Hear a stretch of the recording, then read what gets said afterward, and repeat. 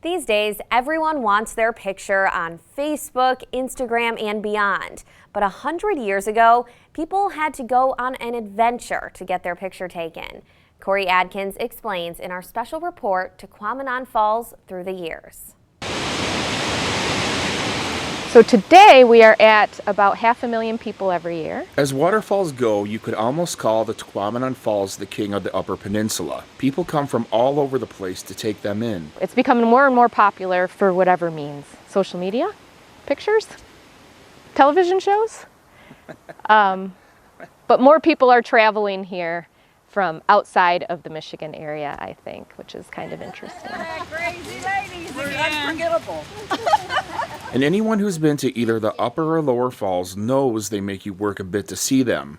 You can't just drive right up to them. But now, let's go back in time. Say you wanted to visit the falls 100 years ago. Before the roads, it was quite a chore to get to see Tahquamenon Falls State Park. So a combination of the train ride combined with a boat ride combined with some hiking is how folks got here.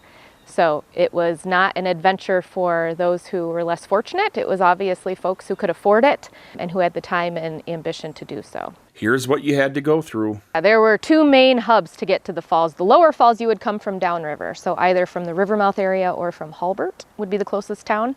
And from Hulbert you would hop on the riverboat and work your way upriver to get to the lower falls.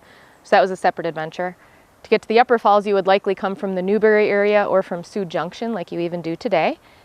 Train, boat, and come downriver to see the upper falls.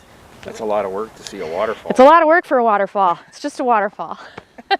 But it's not just a waterfall. It is not. No, it holds a lot of meaning for a lot of people. So folks have pictures of their grandparents coming here for honeymoons and engagements and weddings, which all still occur to this day. So it's something about this waterfall that people really connect to. These days, it'd be safe to say thousands of pictures get snapped here every day in the summer. But back then, I'm always taken aback when I see old images of the falls and how the people dress up to come see the waterfall. So it was quite the occasion to go on this boat ride and train ride and hike to come see this waterfall, because not everybody got to do it.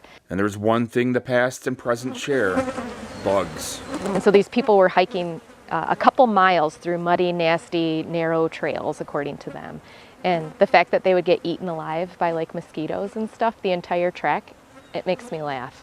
And so their cure, even in like the early 1900s, the best cure they could find to keep the mosquitoes at bay was literally rubbing like a tar fat mixture on their bodies.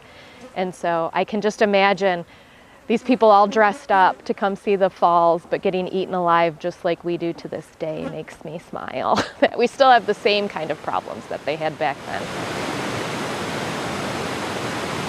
As time goes by, seasons change, the forest surrounding the river will transform, and people will come and people will go. But the Tahquamenon Falls will always continue to fascinate us and everyone else who visits this magical place for the next 100 years. What the place means to me is it's a combination of accessibility, so a lot of different people of different abilities can come see this place, while there is still 95% wilderness that looks the same as what you saw 20 years ago, what I saw 10 years ago, what the lumberjacks even saw back in the late 1800s. Like, to me, the wild parts of this park are still quite wild, which is a cool aspect of this place. For 9 and 10 News, I'm Corey Adkins.